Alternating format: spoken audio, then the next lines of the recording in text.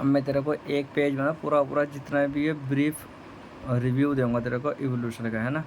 अब इसमें इसकी 4 फेज होती है ना। एक तो होता है पेट्रोजोइक इरा होगी, है ना। एक होता है पैलियोजोइक इरा होगी, मेसोजोइक इरा होगी और सिनोजोइक इरा होगी, ठीक। तो जो प्रोटियोजोइक जो इरा हो वो होती है 2500 से 541 मिलियन ईयर एगो तक ये चला था, ठीक। अब क्या होता है इसमें, क्या क्या हुआ पहले इसमें पहली जो कोशिकाएं थी, पहली कोशिका की जीवन की उत्पत्ति हुई थी इसमें ना 2000 मिलियन ईयर। इसमें सन वगैरह याद रखने, है ना। ऑक्सीजन की उत्पत्ति हुई थी इसमें, है ना। एक कोश के स एक कोशिकीय से क्या बन गया था, इसमें बहुकोशिकीय जीव बनने लगे थे इसी में, प्रोटियोजोइक में, ठीक है। अब फिर आए पैलियोजोइक। पैलियोजोइक इंपॉर्टेंट है इसके अंदर। इसमें क्या देख, इसमें 541 है, तो इसमें क्या है 540 से 252 मिलियन ईयर एगो के बीच बीच में ये चला था, ठीक है। तो इसमें 500 मिलियन ईयर एगो में क्या होता है, एक रुकी जिसके अंदर रीढ़ की हड्डी नहीं थी, है ना।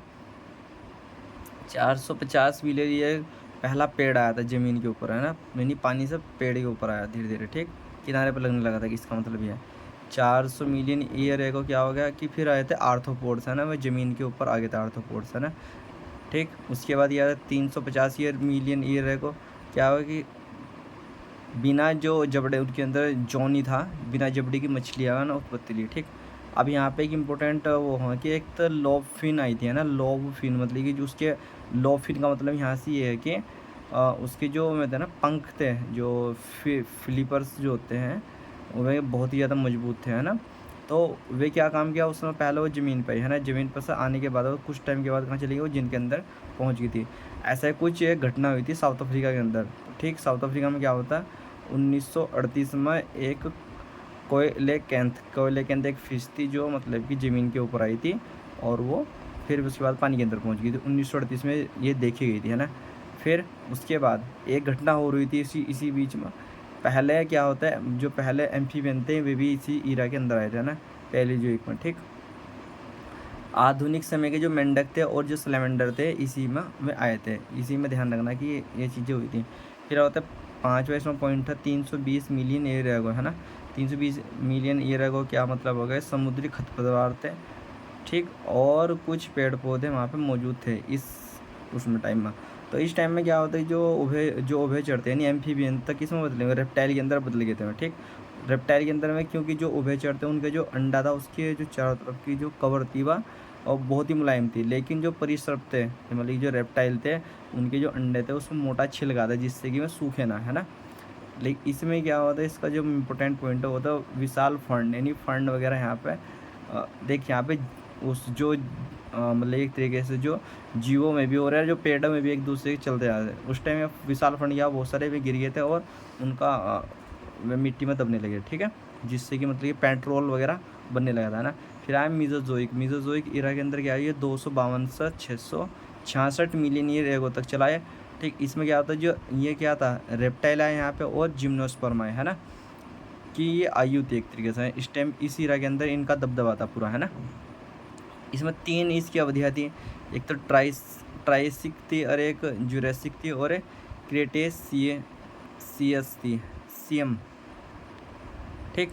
तो ये देखिए 303 मतलब कि 230 थी है, 208 मिलियन ईयर को, तो 144 मिलियन ईयर सन वगैरह इसके याद रखने हैं बस, है ना। तो एक 200 मिलियन ईयर को 200 मिलियन ईयर एगो में क्या होता है, ज़मीन से कुछ क्या हो, ज़मीन से मतलब कि एक ऐसा होता मतलब कि जीव था जो पानी के अंदर फिर के चला गया, जिस तरह इसको बोलते हैं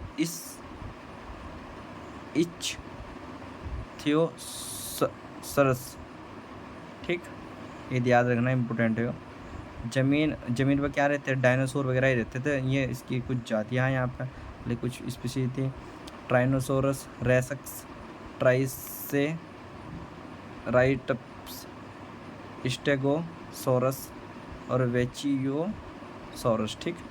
ये जो टी रेक्स क्या था 20 फीट था और ये बहुत बड़ा था, बहुत ज़्यादा। और इसके जो दांत थे बहुत ज़्यादा खतरनाक थे, खूंखार थे, है ना, दरिंदे की तरह, ठीक। तो दानेदार जो थे दांतेदार पक्षी यहाँ पे आए थे इसी इरा के अंदर, जो मतलब कि जो पक्षी के और क्या होगा जो रेप्टाइल उनके बीच क्या थी, कड़ी थी, है ना। देखिए यहाँ पे ये आर्कियोप्टेरिस था उसको, है ना, आर्कियोप्टेरिस वगैरह, ठीक है। फिर आता सीनोजोइक। सीनोजोइक मतलब कि 66 मिलियन ईयर एगो से 0 मिलियन ईयर एगो, यानी अब तक का टाइम जो था।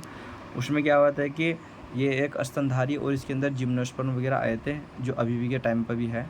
तो क्या हुआ, इसमें 2 इसकी अवधियाँ होती है, तृतीयक जो 66 मिलियन ईयर एगो थी, और जो क्वाड्रेटरी एक तरीके से थी वो 2 मिलियन थी। ये मानव की आयु था, है ना। तो 65 मिलियन ईयर में डायनासोर अचानक से क्या हो गया, मैं गायब हो गया।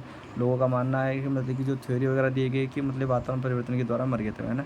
तो दक्षिण अफ्रीका के अंदर क्या था, जब दक्षिण अफ्रीका में था तो क्या था, घोड़े दरियाए घोड़े वगैरह भालू वगैरह उस टाइम मैमल्स थे, स्तनधारी थे, है ना।